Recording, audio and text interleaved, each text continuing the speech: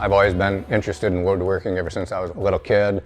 I looked up to a carpenter who happened to be remodeling my mom and dad's house, and I think it just kind of stuck with me from there on out. I've been in business about 18 years, and we manufacture cabinet doors and drawer boxes. We like our little niche market that we have. We like to just keep it a little bit simpler so we can provide a lot better service. I think one of the things that makes the business special to me is that it feels like a family-oriented business. My wife and I run the office end of it, and I run the shop part of it.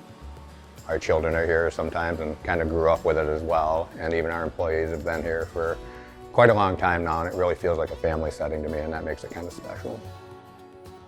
As our production needs increased, we discovered the need to look into other options, maybe newer technology from what we had with the woodworking. And so we reached out to Styles and Styles Rep, and we made a visit to their showroom to see what they had to offer.